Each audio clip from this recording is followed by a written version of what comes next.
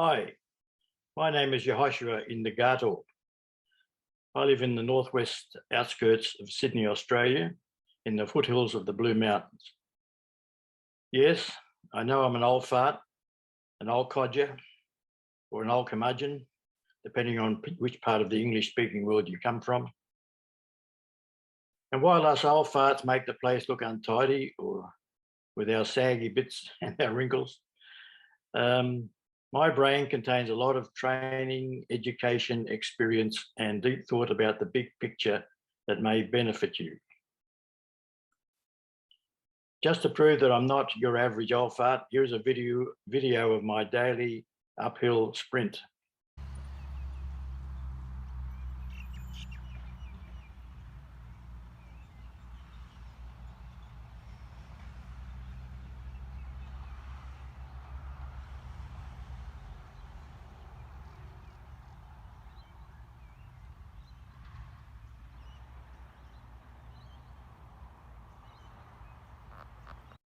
And if that's not enough, here's a recent video with the view from my sea kayak in the Pacific Ocean off the coast of Sydney.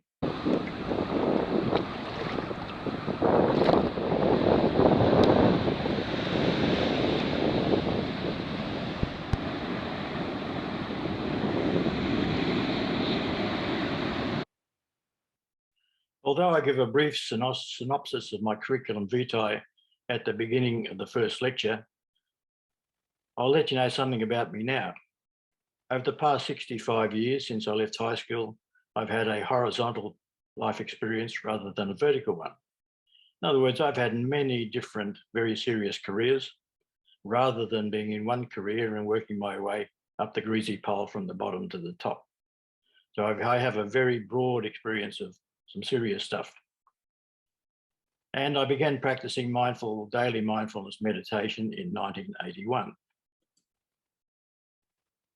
In my lifetime, I've been an Air Force officer, an air traffic controller, a charter pilot, a senior flight instructor, a Franciscan friar, a social worker, a child protection worker, a family therapist, a group psychotherapist, a social scientist, a group psychotherapy trainer, and a community college lecturer, to mention a few. And I have university undergraduate, coursework masters, and research master's degrees as well. I obtained my master's degrees when I was over 70 years of age, and here are the videos of the graduation ceremonies.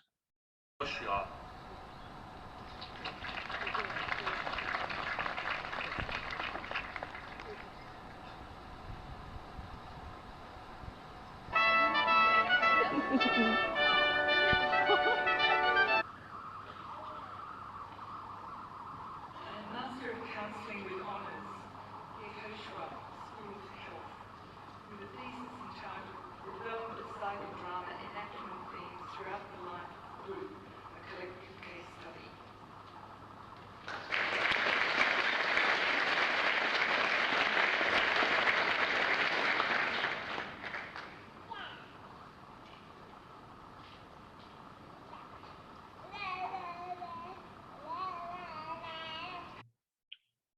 Science is not about finding the truth. It's about the process of becoming less wrong. Hence, I've called this course A Meaning of Life for the 21st Century instead of The Meaning of Life. I'm allowing for the fact that new knowledge about the human species will become available in the future, and what I'm saying now will need to be updated. I'm not a genius, nor am I an expert in a particular field of knowledge. Few of the facts in this course were discovered by me. Instead, I'm a big picture person. My special talent is putting together a bunch of seemingly unrelated facts and seeing their interconnectedness.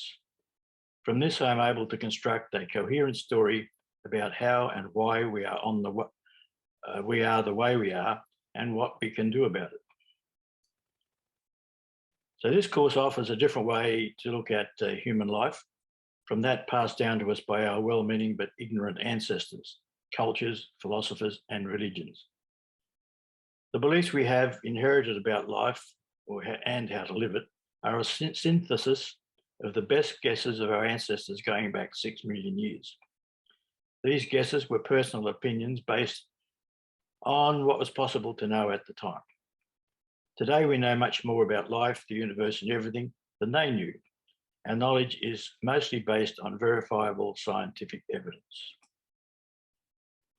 This course draws on information from evolutionary biology, evolutionary psychology, anthropology, neurology, behavioural genetics, and Eastern and Western philosophies for living. It will look at the origins of individual, social, and cultural patterns of behaviour. It will look at the mismatch between the civilization we have created and our evolved behavioural genetic programming. We will also talk about the best ways to achieve a healthy, satisfying life in spite of this mismatch. This course was originally conducted via Zoom for a community college located in northwest outskirts of Sydney, Australia in 2020 and 2021. The videos are Zoom recordings and have minor imperfections. So if you're looking for high quality, high-tech entertainment, you've come to the wrong place. What I offer is high quality content instead. Basically, what this course is about is the change in our mental lives after the invention of agriculture 12,000 years ago, following the last ice age. Prior to that, human beings lived as part of nature. All our thoughts and perceptions were focused outside our heads. We were constantly in search of food or on the watch for predators and other dangers.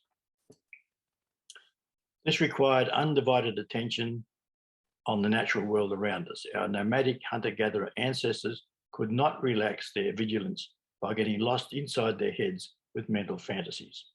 In other words, no daydreaming. Also, they lived in groups of less than 100 people. After the invention of agriculture, we gradually changed our living in small bands of nomadic hunter-gatherers to living in towns, cities, and eventually the nation states of today. We started living in large groups of people cut off from immediate access to the natural world. As a result, we had to start living exclusively inside our heads. This habit has been passed down from generation to generation to the point where it is painful for a human being to focus exclusively outside their minds. And if you've ever tried doing meditation or mindfulness meditation, how long can you go before the thoughts, your fantasies in your head start rushing in and filling up the blank space? It doesn't take long. And no matter how long you've been meditating for, you never get to the point where you can completely keep those thoughts and fantasies out of your consciousness. When we ceased being part of nature, we had to invent a new way of being. As we were exposed to hundreds, thousands, eventually millions of people, this made it impossible to know who could be trusted. If you only live in a group of 100 people, and they're the only people you see probably for the whole of your life, then you soon get to know who can be trusted, who can't be trusted, or hopefully you get to trust them all. We eventually retreated into family groups and erected mental, emotional, and physical barriers to outsiders. Our brains are not equipped to live in groups larger than 100 people.